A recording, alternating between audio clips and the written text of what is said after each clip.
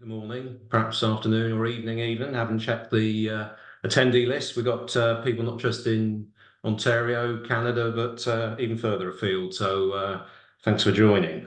So obviously the panel is, as the first slide suggests there, is conflict avoidance.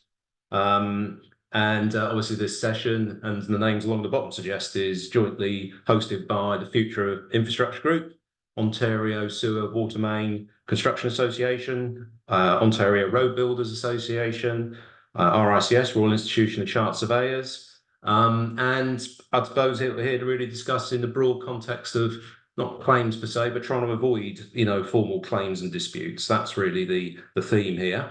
My name's Paul Hughes, as it probably says somewhere there, and I'm a Senior Director with Altus Group, and I lead their infrastructure business in North America. And I suppose I've got the joy of doing that because I'm both a member of Future Infrastructure Group and a RICS member.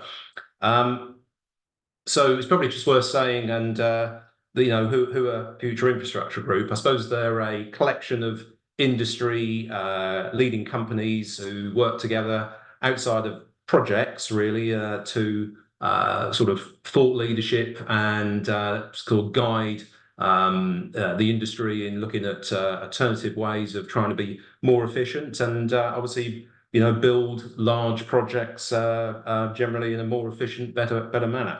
And that's really where this session's come about, really, because it's looking out elsewhere into the sort of industry and seeing what else is being used effectively to try and manage disputes. Now, one bit of reference, I suppose, before I introduce Sue and Martin, is I think there's a consultant report recently in Canada that suggested that 100 projects, they costs increased by 25% nearly on average, and 9.5, 10 months in terms of schedule. Now, of course, there's no such thing as an average project, so it's a bit of a dumb fact, but clearly claims and disputes and commercial matters are, continue to be a theme and a problem within the construction industry, and we're forever looking at better ways of trying to resolve those matters. I think, and I say this particular model and approach is, I say, initiated by the RICS. Just a bit of context from me. I think what's worth saying is the UK had statutory adjudication from 1998 under the sort of Construction Act, 96 Construction Act. Canada's brought that in actually October 1st, 2019 with Construction Act Bill 142. And so that gives a little bit of a sort of context in terms of the sort of statutory dispute background. And I'm sure we'll turn to some of the reasons why the UK's turned into this, notwithstanding that. Now, of course, claims, I think the challenge is we know these sour relationships, they suck up resource and perhaps sometimes goes unmentioned. They're a big drain on companies' cash flow. And so there's certainly an inefficiency within the industry. So if we can improve how we resolve some of the challenges, which naturally arise in complex projects, then, that's for the general good of the industry.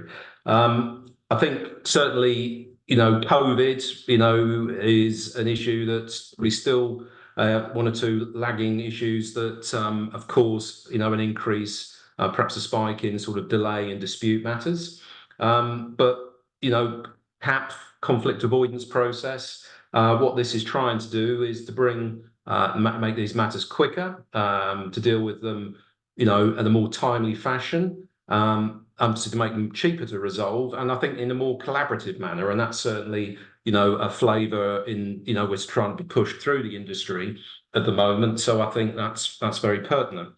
So I'm going to do the intros now. So Martin, he's too modest to say, is probably one of the world's leading sort of advocates in terms of alternative dispute resolution and all matters there. I mean, he's been with the RICS 25 years and was previously a barrister. Sue, she's currently head of procurement at the Houses of Parliament, and we could do a whole session, I'm sure, in her current role, because there's a very large project there, which is the refurbishment, which is somewhere north of £10 billion, and I'm not quite sure what the schedule is. But prior to that, Sue also spent 20 years with Transport for London and was sort of head of their strategy and commercial procurement side, leading a sort of £9 billion capital program. And Sue will talk to some of that and how this process has, conflict avoidance process has sort of played into her experiences there. So with that, I'm going to hand over to Martin, and Martin's going to sort of talk to his experience in terms of, the conflict avoidance, the good, the bad, and a different way of perhaps approaching it. Martin. Thank you very much, Paul. That was a nice introduction. I'm not sure I'll be living up to the intro, but I just want to start by talking a little bit about the conflict avoidance process that you've alluded to and how that works in practice and the rationale for it in the first place. Tamina, if you could just move on to the next slide for me, that just perhaps the one after that. So we talked about this conflict avoidance process, and we'll go into a little bit more detail about its history perhaps in a few moments when Sue comes on board. But what it's really about is trying to, if you like, deal with this particular thought that came across our desk about 8 or 9 years ago, which is that dispute resolution of itself, arbitration, litigation, often happens too late. It happens when parties have become entrenched. It happens when parties are only talking to each other through their lawyers. They've already spent a huge amount of money perhaps on trying to resolve it through legal process. What the conflict avoidance process endeavours to do is, in the first instance, create a much better environment for the contractor and employers to work together, to collaborate on trying to deal with conflict at a much earlier stage and deal with it long before it gets out of control and into the hands of the lawyers and into the adversarial process. And it's also useful because once you go down that arbitration route, once you go down the litigation route, commercial directors, the people involved in the project, the people who are paying for the project, they lose control of the outcome of that conflict, that dispute. It then becomes something that goes into a deep hole, and maybe a year or two later, a decision is made by an arbitrator or a judge, and both parties have to pay for it. And it's often both parties who are not entirely happy with the outcome either. What the conflict avoidance CAP process does, it gives control back to the people who are making the decisions on the ground, and it lets them have a real input into the outcome of any potential or emerging disputes. And what's really good about it is that it's cost effective. If anybody has been to court and taken construction contract dispute to court, they will know, one, how long it takes, but two, just how much it costs to take that dispute to court and get a decision. And even if you win, you still end up paying. And the beauty about CAP as well is that you don't have to pay to put CAP into your contractual matrices, into your agreements, or to even have it there in the background. It's a pay-as-you-go thing. You only pay for CAP as and when you use it. And I remember somebody in the Scottish government once given a presentation along me described it very much like a car seat belt, a car safety belt, that you keep it there, you wear it, and you hope you never have to use it. But when you do need to use it, you're glad it's there. And I thought that was a great analogy. And that's what CAP's very much about. Femina, can we have the next slide? The process can be used actually to decide and help parties with all manner of disputes, from the smallest to the largest. In my experience, the smallest dispute didn't involve money at all. At least there was no money discussed in the sense of what it was a particular issue of principle about interpretation of a contractual issue.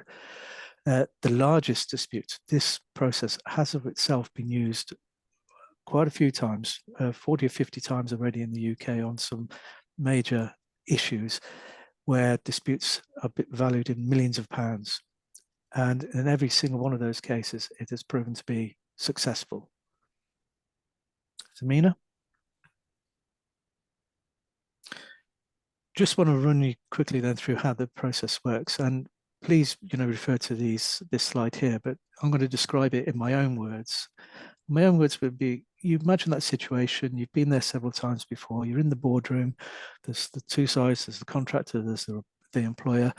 They've discussed a particular issue several times and they can't agree an answer to the question. At the heart of every dispute is a question that needs an answer. And both sides just can't get a meeting of minds. And the normal dynamic is at the end of the day, one of them would look down towards the end of the boardroom table to where the lawyers are and instigate either arbitration or litigation, or as very often happens here in the UK in particular, adjudication. An adversarial process that's going to put both sides at loggerheads. It's going to start to eat up loads and loads of money, and it's going to start damaging their relationship as well, because that's how these adversarial processes work. Instead of doing that, they decide and agree they're going to use the CAP process. And what that involves then is that somebody who is a subject matter expert, somebody who both sides trust, who's impartial, is brought into play. And that person doesn't act like an arbitrator or a judge in an adversarial manner. They act inquisitorially. What they would maybe do is invite both parties to provide position statements so that they understand precisely what it is that the parties are grappling with. What is the question that they need an answer to? And then that person would go away, use their own cognizance, perhaps visit the site, talk to people on site, and come back to the meeting of the parties with a report. And that report would include recommendations for settlement, an answer to the question, that person's expert and credible view on what the answer to the question is, and deliver that to the parties with recommendations for settlement. The recommendations are not binding. The parties can agree that will be binding, but in all the cases it's been used thus far, the recommendations are not binding, but they're fully reasoned out. And what that tends to do is give both parties a real sense of where that dispute might end up in 2 years' time if it goes before a judge or an arbitrator. But it saves the parties the time, and it gives the parties a platform to negotiate a settlement. The reality is that it works, and it's worked many times, and it has enabled parties to find a solution themselves without the necessity of going down that adversarial route. So the parties can choose whether to adopt the recommendations either in their entirety or partly. What we found in many cases is that the recommendations fully reasoned out have been implemented, and in some cases the parties have used those recommendations to negotiate a settlement, working around those recommendations and thus avoiding getting into a much more adversarial and prolonged dispute. Femina? So who are these people? What we've discovered over the 7 or 8 years that we've been involved in this CAP process is that what really makes it work are the people who are called in to act as the CAP independents, the CAP professionals. Now, these are very often professionals who could be lawyers, surveyors, engineers. It all is all down to the question that the parties need an answer to. In most cases, the parties have relied on just having one CAP professional appointed to resolve or help them resolve their dispute. In 1 or 2 cases, the parties have found that there are actually multiple issues that cross a number of areas, legal, technical, and they've had a CAP panel of 3 appointed. And all of those 3, they usually appoint one as a chair to report back and to produce the report. It's hugely important that the parties are also confident that the person who's acting as their CAP professional is impartial.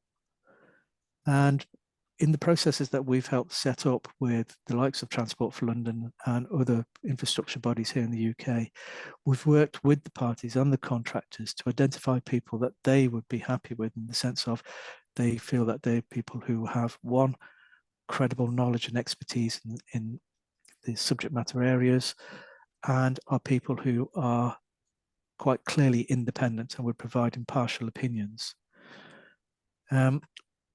In many cases, what we've done is developed a pool or a panel of people specifically for a project.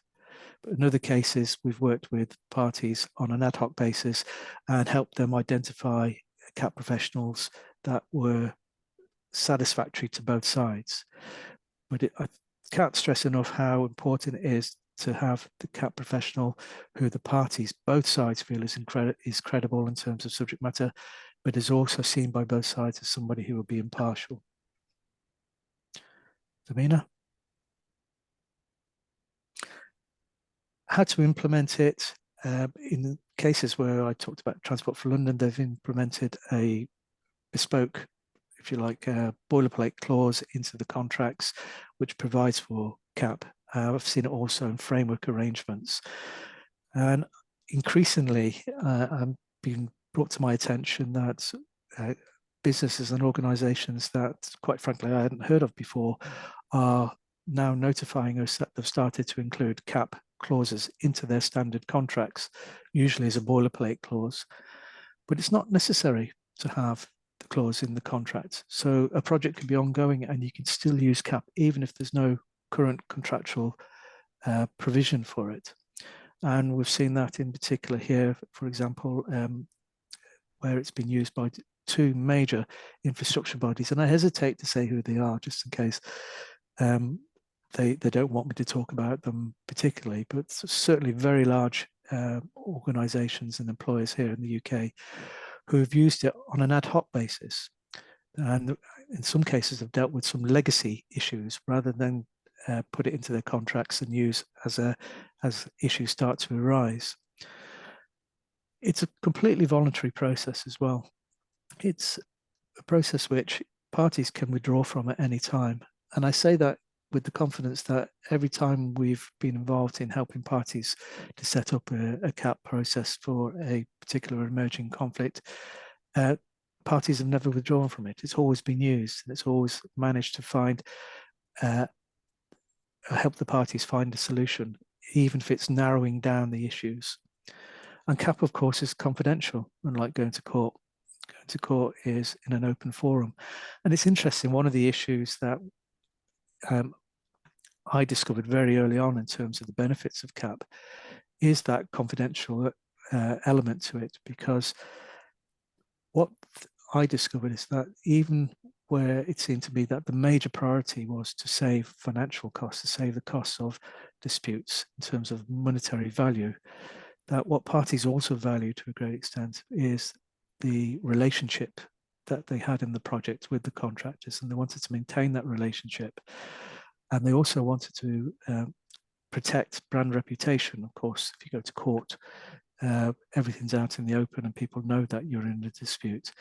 And what this process has done is managed to support and maintain relationships and retain the confidence that people have in their own brand identity. Damina? I believe this is probably my final slide, but it's just to give a sense that this is reality. You know, we talk about this CAP process as a process that many people are learning perhaps for the first time, but it's actually been used, it's actually supported. And here are a number of organizations that support it and have actually used it as well. The construction playbook is, for those who don't know, is government guidance to the public sector, and it requires all arm's length bodies and public sector employers to have regard to the conflict avoidance process and to use conflict avoidance and conflict management techniques in the contracts and deal with disputes much earlier and not allow them to necessarily end up in adjudication or arbitration or litigation.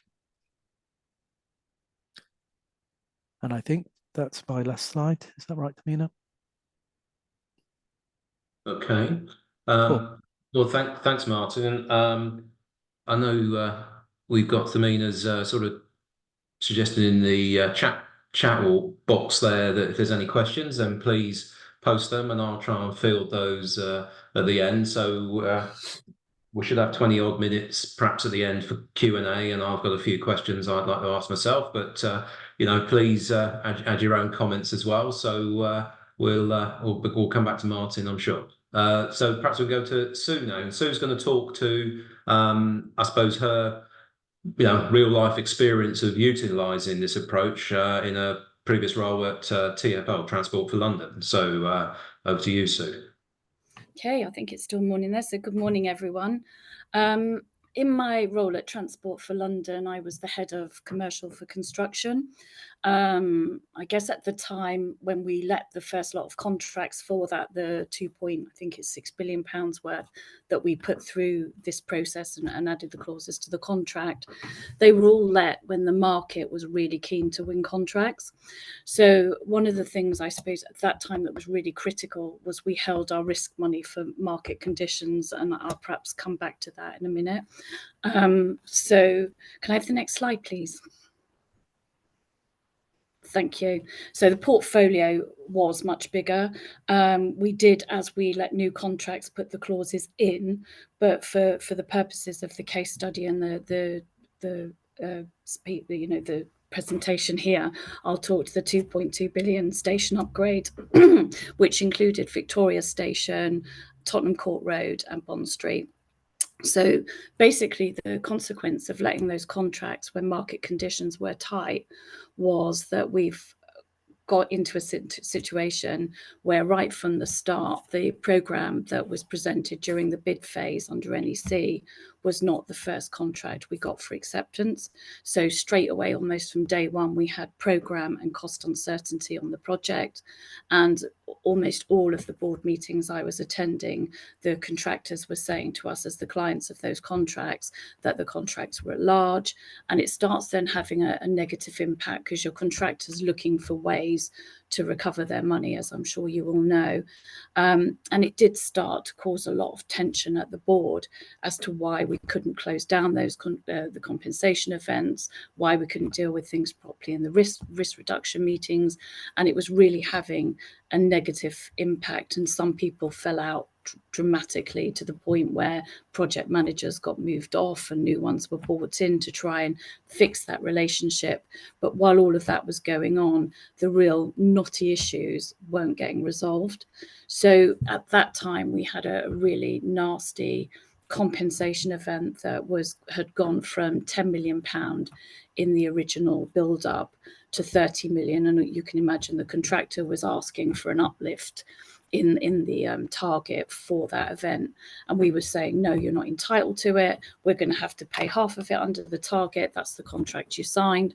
And it was really a real big bone of contention. So we did take that one to adjudication. The adjudication went in our favour.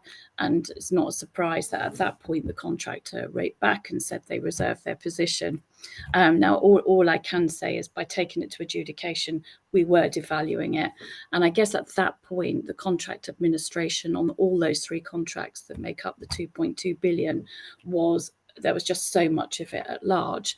We had to put our thinking caps on and think, how can we bring these things back into control, and so they're not at large for the contractor or us, because the one common goal we both had was we wanted certainty of outcome at the end.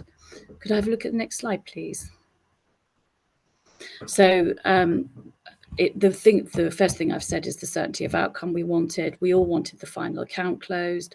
We wanted it delivered on time with no outstanding disputes. And we did genuinely want our contractors to make a fair and reasonable profit. And when we actually said that to them, I think they were quite shocked. They've been talking about we wanted icing on cakes. They were going to lose their shirt. It's all things I'm sure you've heard. But genuinely, we wanted to design something where we could both get out of this at the other end. So we agreed on all three of those contracts. We would put some supplemental agreements in, and there was some conditions on those supplemental agreements. So one of them was that we wouldn't have any disputes at the end of the contract that were at large, that they would hit some milestones. And when they hit those milestones, we were closing all the compensation events out for them to get their milestone incentives. We had to have an accepted program, and if we didn't, we had to have a plan to how we were going to get it to acceptance. So the supplemental agreement was driving a lot of the behaviours.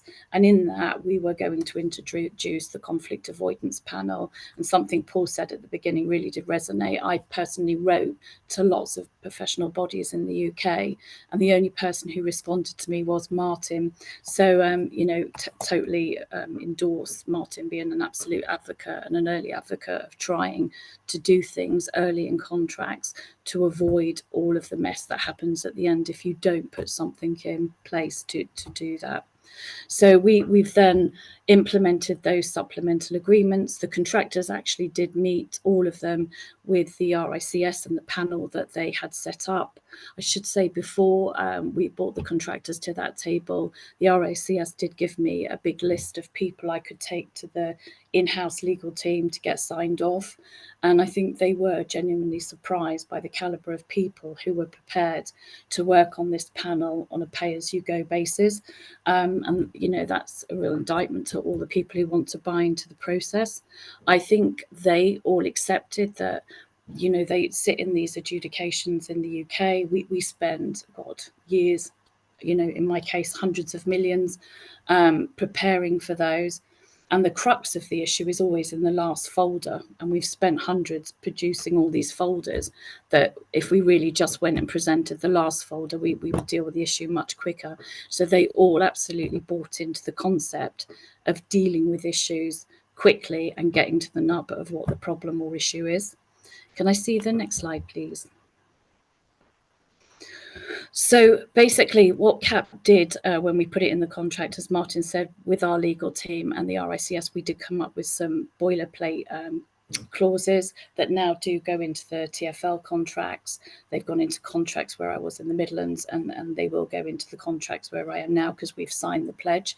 And I think all I can say about it, and it was a really good statement from the CEO where I work now. He said to me, what have I got to lose by signing this? And that's the absolute truth of it. Nobody's got anything to lose because you're just making a clear statement and commitment that you want to deal with things as and when they happen quickly.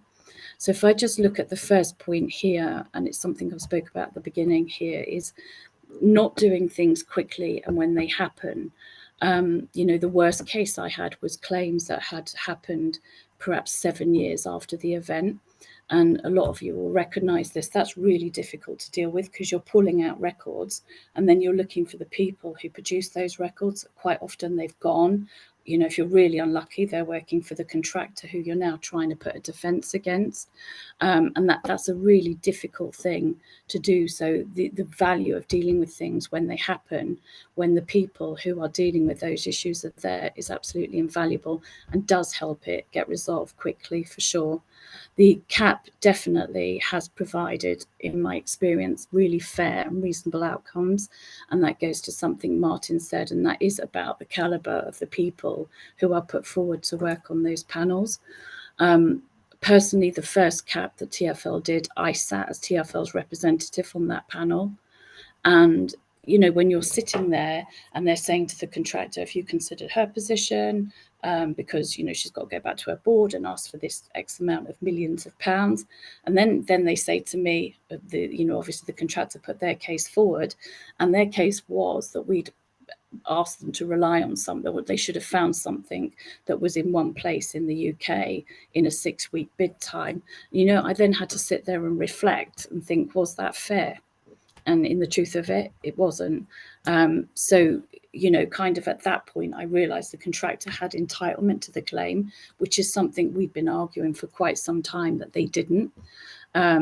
Anyway, long story short, the CAP panel lead produced a report that was good enough quality, and I mean it was a really good quality, for me to go back to my engineers, to my legal team, and persuade them that we had behaved unreasonably in not saying the contractor was entitled to that.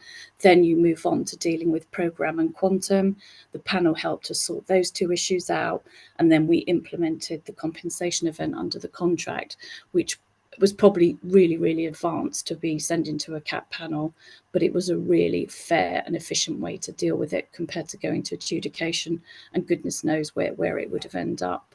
And I think from that, the commercial director at that for that contractor and myself, we still communicate, we still help each other out. So it has built a really good working relationship, rather than sometimes when I finish contracts and I think I really don't want to see that person again, because all I've done is fight with them for years. So the certainty of outcome was that event was dealt with under the contract, as all of the CAP referrals were, and it obviously is then closed, so there's no future thing to deal with on that particular event. Can I just have a look at the next slide, please? So a picture always paints 1,000 words, and I guess this is probably one of the best things to summarize the case study. So as I've said, you can see from when we let the contracts to when we intervened with the supplemental agreement, the compensation events that were being agreed versus the ones that were disputed was where our contractors were turning up at the boards every month and saying that, these contracts are at large, we can't sustain this. How could they carry on predicting their cash flow? I don't know what the profit margins are there, but here they run between 4% and 7%. And when you're talking hundreds of millions of pounds of contract, that absolutely is not a sustainable position for anybody, and not for TfL either, because it's a public body. We didn't have a bottomless pit of money to pay for these things, so certainty was for sure really, really an important thing. So when we did the supplemental agreements, we used that risk money I spoke about right at the beginning, which was the market conditions risk, to try and sort out the compensation events. So the lead QS on the contractor side and client side, my side, had a job to go and close all of the history out. And that did take some time, and they all agonized over it. And when we got to signing the agreements, there was maybe, I think, 6 or 7 things from memory across the 3 contracts that we did take to CAP. And I could argue that they probably were late or whatever, but my view, nothing's ever too late to do an intervention that gets you to a really good answer. And so those 7 things that we took, 6, 7 things, were really well considered things. The one I've spoken about was one of those. And all of them, it reached resolution, we could close them out. So then that gave us this clear line that you can see in this graphic of how we move forward. So when we move forward, having the conflict avoidance process meant that those 2 commercial people, contractors and client side, worked through all of those events. So the things we actually then had to take, which you can see is it was really just a handful of things, was a really considered thing that needed resolving, and the parties couldn't. So I think in summary of this, signing the pledge drove some really good behaviour with people, and it also gave them the confidence to resolve things at the time they impacted. And that did mean that we got some really good deliverables out of this. We had some closures. For those of you who know Central London, we had a closure at Tottenham Court Road and Bond Street so Tottenham Court Road had to close, do its work, finish, to give Bond Street time to do their works and open before the shopping period in London.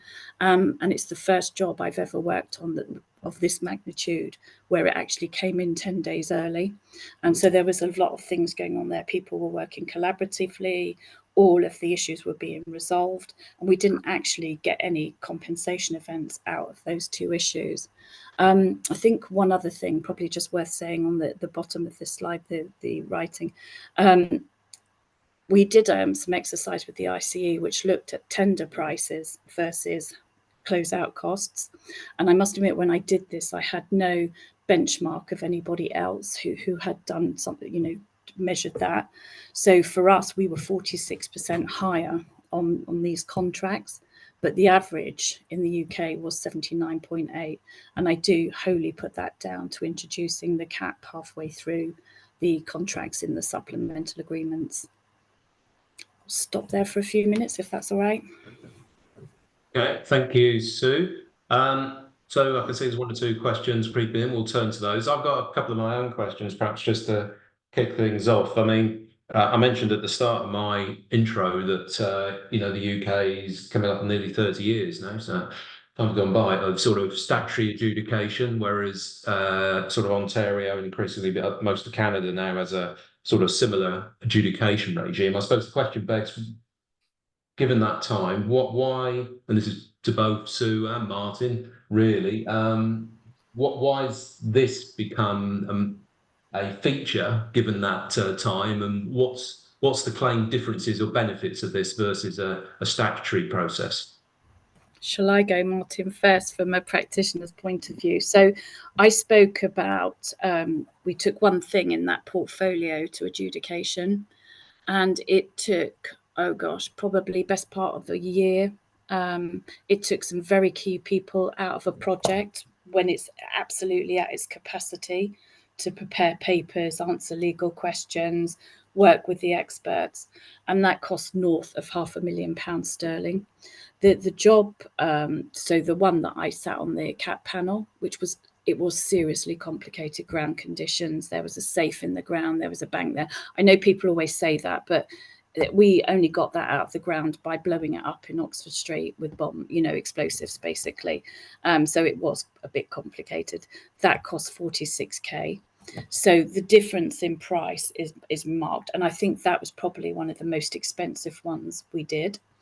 And it didn't eat loads of people for a long time. We'd done it in a couple of months. It wasn't, I think what happened with adjudication here, and the lawyers will probably kill me, we handed it over to the lawyers, and it became a really legally heavy process. And in fairness to those guys who came to sit on the CAP panels at the start, they all said it had become such a legally heavy process with all those files. I mean, I've done loads of them here, and they turn up in taxis and they've got boxes of files, and they have legal clerks who are, superbly clever people who know exactly where every bit of paper is, but there are hundreds and hundreds of files that get produced for it. I mean, it's voluminous in a way. You just, and £500,000 plus is cheap.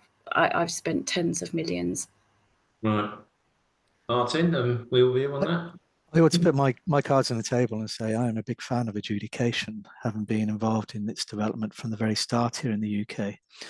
But Sue, you're absolutely right in the sense that adjudication has become, in a lot of cases, much more than simply what it was set out to be, which was a very simple and quick process for resolving disputes.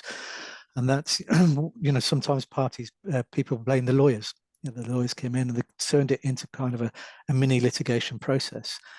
But it's not always like that. And the adjudication, when it's done right, is a very good and very useful process. And it's still hugely popular here in the UK. RICS appointed somewhere in the region of 1,300 adjudicators last year alone. So that shows that it's a very popular and very useful process. What I think in terms of its relationship with CAP is that a lot of issues are going to adjudication unnecessarily. They get into that point where they can only be adjudicated. And what the CAP process does is prevents matters that don't really need to end up in that adversarial process from being resolved earlier and dealing with them quicker and better.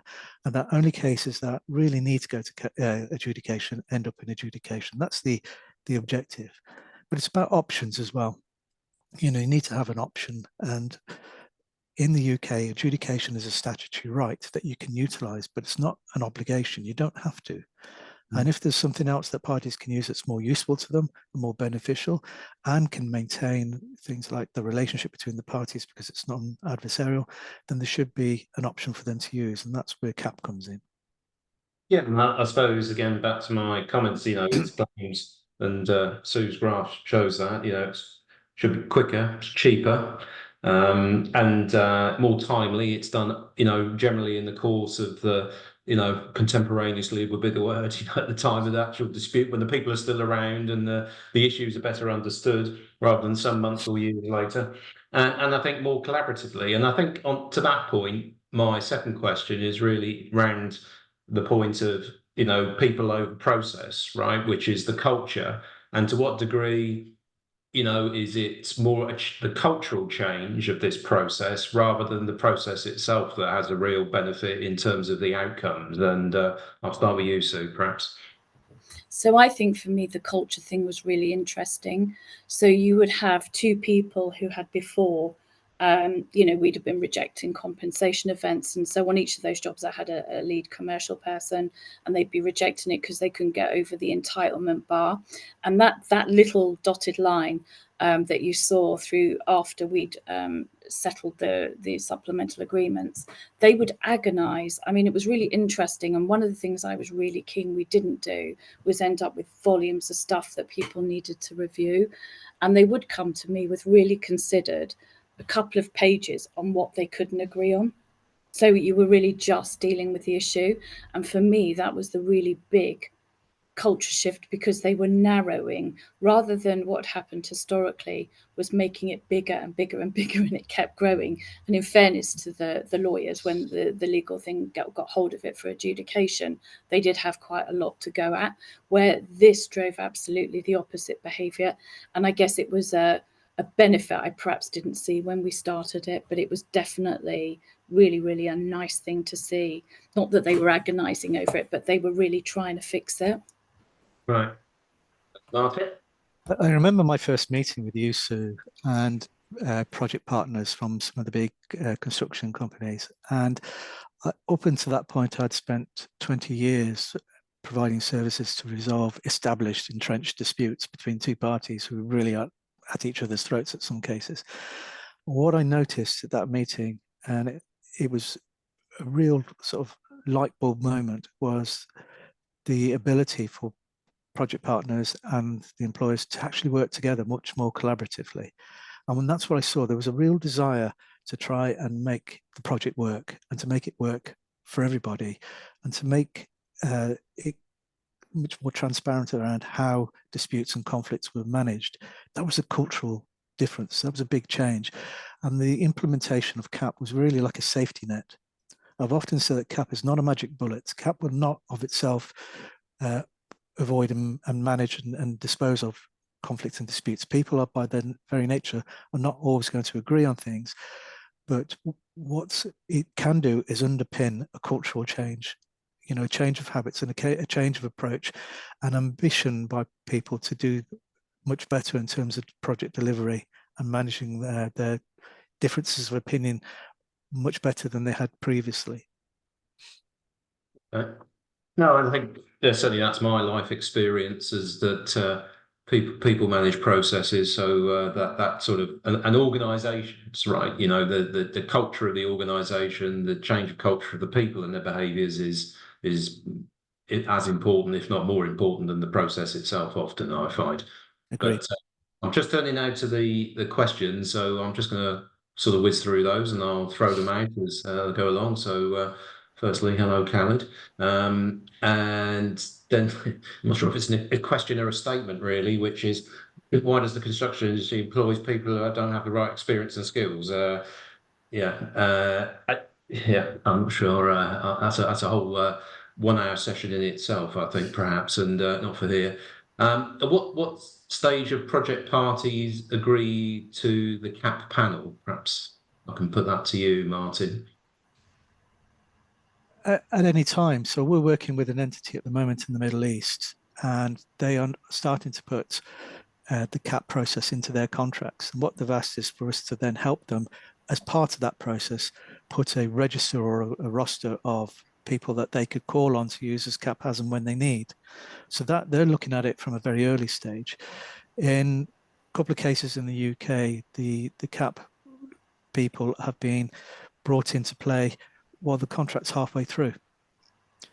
And what we've managed to do is to help them identify people who are the right fit for them, for all sides. So the fact is, it can be done at different stages.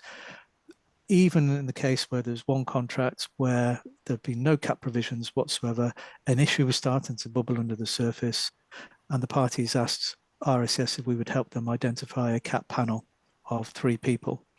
And we went in and we put a number of names together.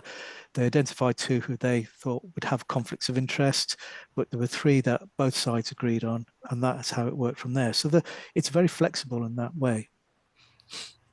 Yeah, I mean, I think it's a contractual process. Yes, you can write it into your contract, as I think you've spoken to, but equally you could do it on an ad hoc basis if matters arise, I guess, is really the point we're saying. Yes. Well, you've said exactly what I just said, but you've said it much more succinctly, Paul.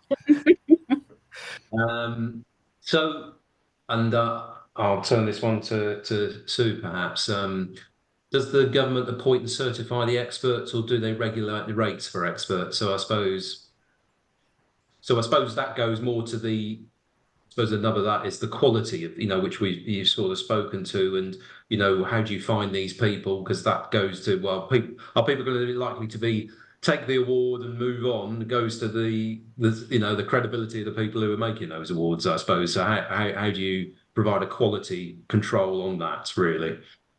You mean the people who are put forward to be the panel members? Yes. Okay, so basically, when we put it in place at TfL, Martin put a list of people together that was agreed internally in TfL, and the contractors who were the party to that agreed those people as well. And the idea was that between us, so the contractors and us would just pick someone and agree them off that list because of the issue, because we would know it best, and Martin and the team had put together quite a good write-up about the skills of those panel members. And these were all people, I don't think any of them were not adjudicators. I mean, Martin can say yes or no to that, but I think they were all people who could adjudicate. So they were people who were well known to both the legal team in my organisation and the contractors' legal team. So the quality of those people was up there. But I think the proof is always in the pudding, isn't it? So at the end of the panel, you get the report that Martin's spoken to. And all I can say is the quality of those reports enabled me to take it through a heavily governed organisation and get those decisions ratified. And I didn't have to go back on any of those. And the contractors mainly accepted those findings too. Well, it's the product of me having worked in dispute resolution for many years, 34 now, actually, it's more than 25. But when I met Sue, it was about 25. And I'd gotten to know over the years people who were not just adjudicators, but had a range of skills. They worked on dispute boards, they were arbitrators, mediators. And so nearly everybody whose name I put forward are people who I knew from the career that I'd spent at RSS as being highly credible people in the industry, involved in dispute resolution, involved in dispute management, who were multi-skilled. They weren't just one thing. They weren't just an arbitrator. They weren't just an adjudicator. All of them were adjudicators, you're right, but all of them also had other strings to the bow. They acted as mediators, as dispute board members. And that enabled them then to apply themselves in a more flexible way, so that they didn't just look at this as an adjudication-like process or an adversarial process, that they could draw on a range of skills and experiences to act in that capacity. But there was no, the validation was really that the parties had both accepted them. And to be frank, I think in the case of TfL and the project partners there, they all recognize the names. These are people who were recognized in the industry as top draw. Right. Yeah, no, I don't know if I said at the start. I mean, don't be thrown by my accent. I've been in Ontario now for Canada 20 years nearly, getting on that way. And I think it's worth consideration that I think probably I would contrast the UK with I'll call it the infrastructure of the professional bodies, and maybe the bench that goes with that and the training. I think probably is a little different maybe to what we see in Canada. So I'm not saying it doesn't exist, but I just think that there's fewer of them. That would be my sense. But another question here. Does the CAP program attempt to have both parties meet in the middle of a dispute? In Ontario, adjudication is provisionally binding. How would this process be different from adjudication? I don't know if either of you are able to answer that. I'll turn to you, Martin, perhaps. So the first question was, do the parties meet in the middle? And the answer to that is no. And Sue actually gave a very good example of a real life case where TfL were pretty sure they were in the right. And what happened is the CAP told them they were wrong, because the CAP's job is really to give an answer to a question, an honest and expert answer to a question they're grappling with, whether either party likes it or not. And the one thing we have told our CAP professionals is don't sit on the fence. Really give your own view and give your own opinion. And very often that has resulted in one party not really being entirely happy with the recommendation, but fully understanding it because it's fully reasoned out. So it's not about trying to just find the middle ground. If the middle ground is the answer, then that's the way to do it, but that's not necessarily the case. And forgive me, I'm not entirely sure I picked up the question about adjudication. Well, and I think the next with the next question are somewhat linked, I think, because it says in Ontario adjudication is provisionally binding. I'd say probably mostly binding. How would this process be different from adjudication? We spoke a little bit to that. And then the next question is, can you address the interplay between cap and adjudication? So I suppose, I mean, that's a reality in the UK. And I mean, the short answer is it doesn't diminish your entitlement to go to adjudication. That's the short answer. But Sue, I don't know, perhaps if you want to give your sort of insights to that. Okay, so my experience of it is that once we'd taken things to cap, I said almost always we had one where we didn't agree, and you can write back with your reasons why you don't agree under the process, and they did that, and then they just reserved their position. But of course, I had it linked to program and milestones. So for them to get their final milestone, they had to agree it had gone away. So I would say it devalued whatever that was as an issue, because if they really were serious, they wrote their reasons and then they would have pressed the adjudication button, wouldn't they? Yeah, and I think if it goes back to that question about the person who's on the or persons on the panel and their credibility, because I think if they're the right people, then people tend to think, yeah, okay, I might not like what I'm hearing, but it's reasoned, it's rational, and I can see how that was arrived at, right? And people would tend to move on, I think. I think most of it's always in the first box, which is entitlement. They're always and I would say usually they're the easier ones. Then you get into the more knotty things, which are program and then how much. Another question to you here, Sue, which is how involved were the supply chain in the process? So where it was appropriate, they would be involved in feeding up. I've had a couple where people in the supply chain had asked for help and advice, which we gave. Smaller suppliers used it, and I think that's probably something worth. So SMEs could not afford to take on a big tier one, and could not afford definitely on the frameworks. And Martin mentioned we put it into our frameworks. Definitely the cost of taking TFL on would be, just an impossible. But they did use the cap process a couple of times because it was, but basically, I don't think we've said, but we do share the cost 50-50. So your partner will share 50, we pay 50%. And it was always affordable to those small, medium enterprises. And unfortunately, most of the time, when they used it, or fortunately, because they then don't end up throwing a load of resource at it, the light bulb went on that they weren't entitled to it. So the reasoned conversation was like, oh gosh, I'm wasting my time here. Right. Martin, one for you here. You mentioned CAP's been developing over the last 7 years. What is hoped for development and usage going forward? I mean, I'm sure, like most things, it evolves as you learn lessons. So it's not, static in that sense, perhaps. But I don't know if you have any thoughts on that. You've answered my question again, haven't you, Paul? And you're quite right.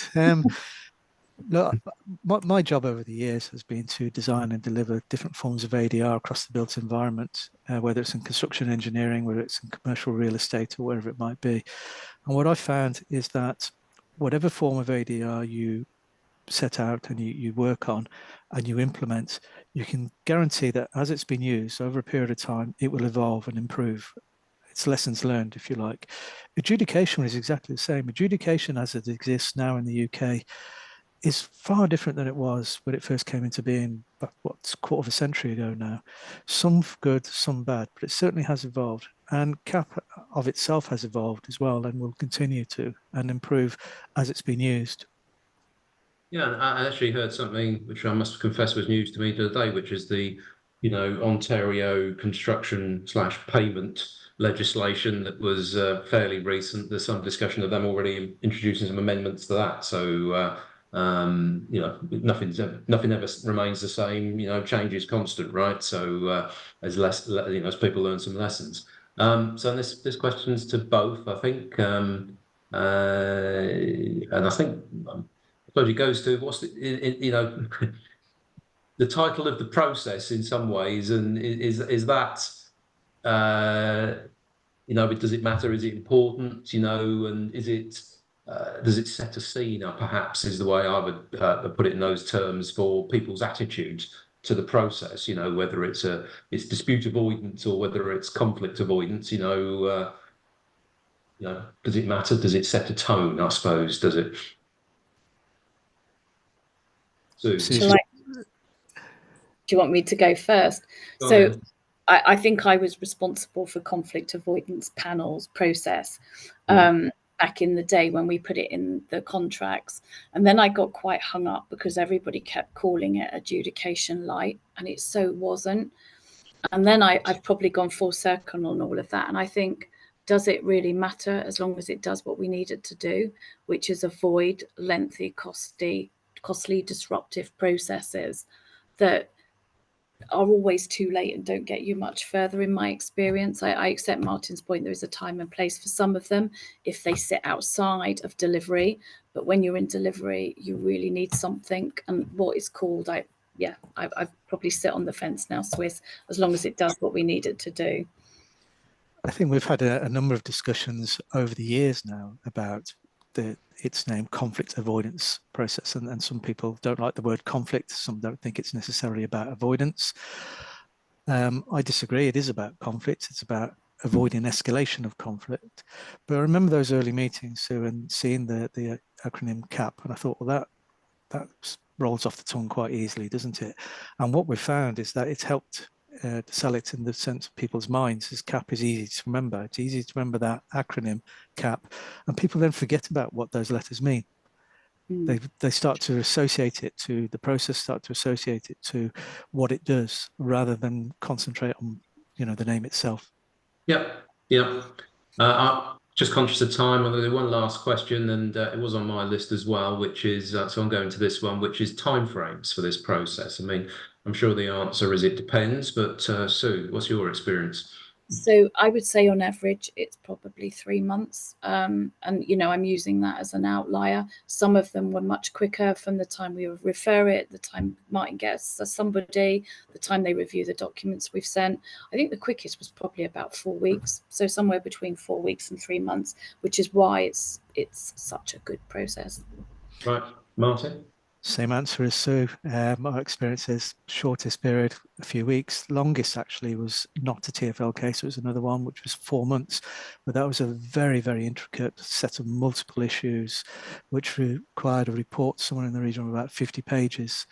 But I read that report and it was excellent. And the parties are now implementing it. Okay.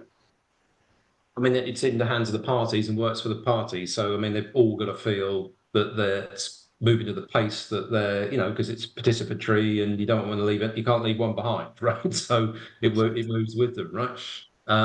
So it's 11:59. I think our time is up. So I'm going to call it there. But thank you, Martin, and thank you, Sue, for your I'm not doing the work here. You're doing the work. I'm just sort of trying to guide the conversation. But thank you very much for that. Hopefully, everybody online got something from that. I mean, obviously, as you can anticipate, there's a lot more questions coming, but hopefully we've been able to tick off and give you a good intro as to some of the benefits and how this can best work. And as I say, it's now starting to get some traction here in Ontario and Canada. All right, but at that, thank you very much. Have a good evening, afternoon, wherever you may be. Right, thank you very much. Thank you, Paul. Thank you, everybody. Thank you, Paul.